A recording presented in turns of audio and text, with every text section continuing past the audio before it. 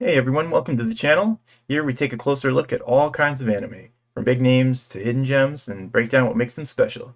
If you love character deep dives, themes, and storytelling details, you're in the right place. For today's video, we are taking a look at Yor Forger, assassin, mother, and total lightweight? On paper, Yor is the most dangerous character in Spy Family. She's the legendary Thorn Princess, an elite assassin capable of eliminating targets with flawless precision. But the second you put a drink in her hand, all of that grace and control, it just flies straight out the window. Suddenly she's slurring her words, wobbling around the room, and accidentally turning simple moments into complete and utter chaos. And honestly, those scenes are some of the funniest and most memorable in the entire series.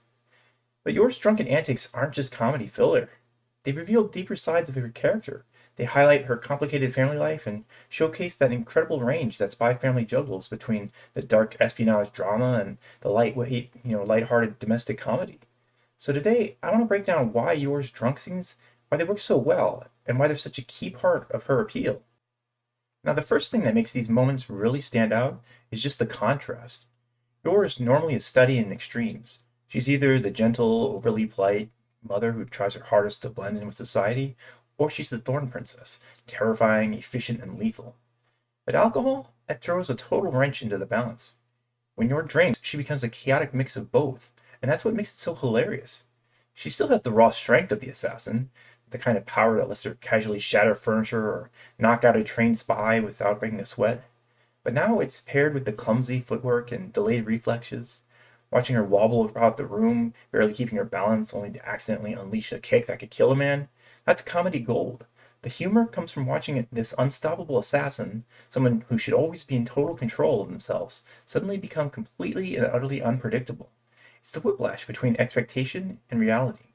One second you think she's about to collapse, and in the next moment she's nearly breaking Lloyd's jaw by accident. Now, this isn't some special unique thing in this anime. Lots of characters have comedy drunken moments, but Yor's version is unique because of the danger that just never goes away.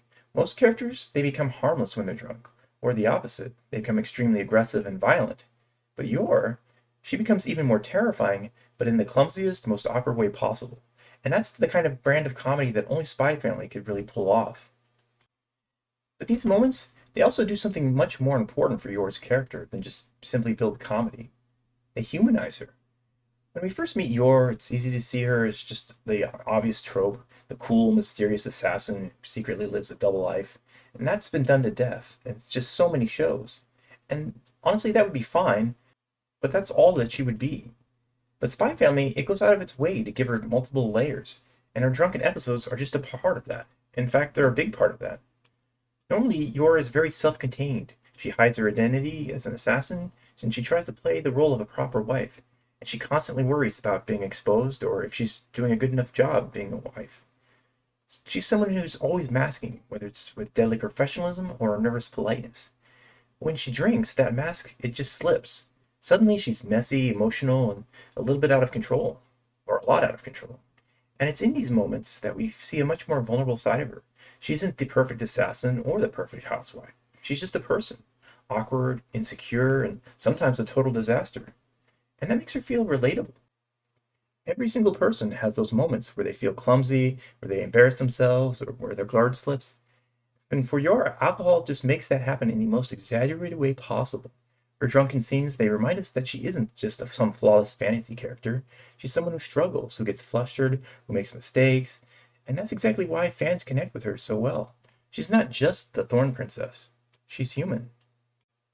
Now, one of the best parts of Yor's drunken antics is just how they play off of Loid. Together, they feel like the perfect comedy duo. Yor as the unpredictable wild card, and Loid as the straight man who's just trying to hold everything together. Watching him quietly panic as Yor wobbles around, as she slurs her words, or as she nearly knocks him out by accident, it's just absolutely hilarious. It's comedy gold. And the reason it works so well is because Loid is supposed to be the world's greatest spy, and yet he's suddenly reduced to babysitting a tipsy assassin. It's the perfect clash of extremes. Total chaos meets total composure. What's even more interesting is that these moments, they don't just make us laugh, they also make the relationship feel more authentic. If Yor and Lloyd's marriage had stayed picture perfect the entire time, it would come across as staged. It would just feel like the mission that they're trying to uphold. But Yor's clumsiness, that drunken behavior, it adds the kind of messy imperfection that real relationships have. Loid may sigh in exasperation, but the fact he adapts and takes care of her shows that he's not just pretending to be a husband for the mission. Instead, he's actually starting to act like one.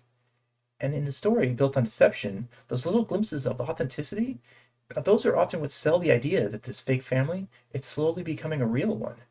And it's worth pointing out that Loid never treats Yor's antics as a liability. He doesn't scold her, he doesn't get cold about it, he's never upset. Instead, he just manages the situation with patience, sometimes even amusement.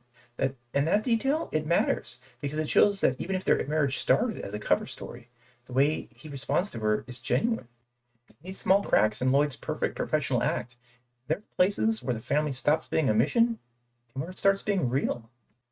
Now, of course, all of this wouldn't land nearly as well if it wasn't for the way the anime brings these scenes to life. The physical comedy is executed perfectly. Normally, Yor's movements, they're so precise, deliberate, and very elegant. But when she's drunk, the anime just loosen up everything. Her posture slumps, her limbs flay around with no control, and her face, it turns red with exaggerated expressions. She goes from the graceful assassin to a floppy rag doll in the blink of an eye. And what makes it even funnier is the timing. The animators, they know exactly what they're doing when they're switching from the goofy, sluggish movements to sudden bursts of assassin-like power. One second, you're stumbling over her own feet, and in the next, she's accidentally delivering a strike that could knock someone through a wall.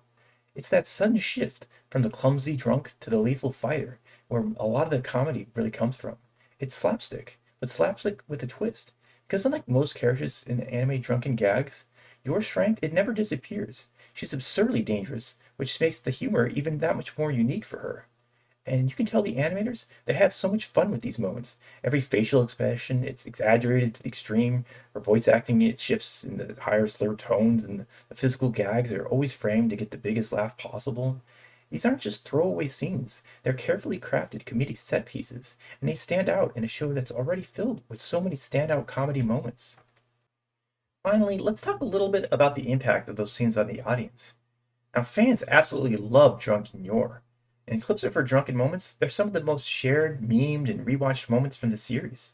And it's easy to see why. They're funny, unexpected, and endlessly entertaining. But they also serve a bigger purpose. They balance out the darker tone of the story. Spy Family at its core is a series about spies, assassins, war, the fragile peace in a world on edge.